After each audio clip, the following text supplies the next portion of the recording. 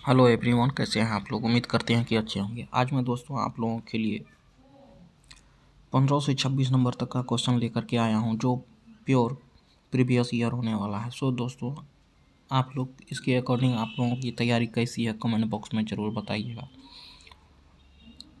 मैं आशा करता हूं कि आप लोगों को इस वीडियो से बहुत ही हेल्प होने वाली है। दोस्तों, वीडियो अच्छा लगे तो लाइक सब्सक्राइब कीजिएगा, चूँकि हम देख सकते हैं जैसा कि यहाँ पे देख सकते हैं दोस्तों कि भारत संविधान के किस खंड को अक्सर संविधान की अंतरात्मा कहा जाता है। तो यहाँ पे हम लोग जानते ही हैं कि संविधान की प्रस्तावना को जो है कि अंतरात्मा कहा जाता है। नेक्स्ट है दोस्तों, संविधान के किस अनुच्छेद के अंतर्गत अस्पृश्यता के कारण किसी योग्यता को लागू करना कानून के अनुसार एक दंडनीय अपराध है। तो 16 नंबर का राइट आंसर हम लोग देखने से पहले अनुच्छेद यानी कि ऑप्शन को देख लेते हैं। अनुच्छेद 21, अनुच्छेद 28, अनुच्छेद 15, अनुच्छेद 17। तो इसका राइट जवाब हो जाएगा अनुच्छेद 17, जो है कि दंडनीय अपराध है। संवैधानिक उपचार का अधिकार के अंतर्गत केवल भाषाई अल्पसंख्यक समुदाय को यह अधिकार दिया गया है कि यदि वे समझते हैं कि संविधान में दिए गए उसके सांस्कृतिक और शैक्षिक अधिकारों का राज्य द्वारा उल्लंघन किया गया तो वे अदालत जा सकते हैं। केवल धार्मिक अल्पसंख्यक समुदाय को यह अधिकार दिया गया है कि यदि वे समझते हैं कि संविधान में दिए गए उसके सांस्कृतिक और शैक्षिक अधिकारों का राज्य द्वारा उल्लंघन किया गया है तो वे अदालत जा सकते हैं। सभी नागरिकों को ये अदालत में जाने का अधिकार है यदि वे समझते हैं कि राज्य द्वारा किसी एक राज्य नीति के निर्देशक सिद्धांत का पालन नहीं किया गया नहीं हुआ है। तो फोर्थ ऑप्शन है दोस्तों, यदि किसी नागरिक को लगता है कि राज्य द्वारा उनके किसी मौलिक अधिकार का उल्लंघन हुआ है तो वो अदालत जा सकता है। इसका बिल्कुल राइट जवाब 17 नंबर का फोर्थ हो जाएगा दोस्तों। और 18 नंबर है, संविधान का अनुच्छेद 22 सुनिश्चित करता है कि शोषण के विरुद्ध अधिकार, शिक्षा का अधिकार, गिरफ्तारी के दौरान या हिरासत में दुर्व्यवहार से बचने का अधिकार, संवैधानिक उपचार का अधिकार। तो इसका राइट जवाब हो जाएगा 3 नंबर। भारत का संविधान कब अपनाया गया है दोस्तों, तो ये इसके बारे में पूछा गया है। तो राइट जवाब हो जाएगा हम लोगों का 26 नवंबर 1949 को,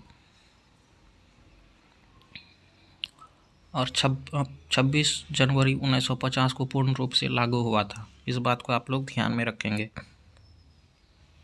और 20 नंबर क्वेश्चन है, निम्नलिखित में से कौन भारत की संविधान सभा में मसौदा समिति के अध्यक्ष थे। तो यहाँ पे हम लोग ऑप्शन देख लेते हैं, BR अम्बेडकर, राजेंद्र प्रसाद, जवाहरलाल नेहरू और राजगोपालचारी।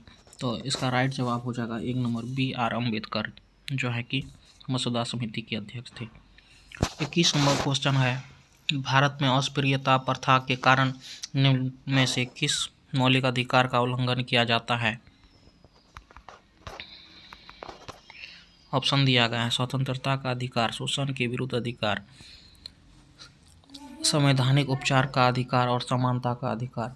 तो यहाँ पे राइट आंसर हो जाएगा 21 नंबर का, हम लोग देख सकते हैं 4th नंबर, समानता का अधिकार जो है कि राइट आंसर हो जाएगा।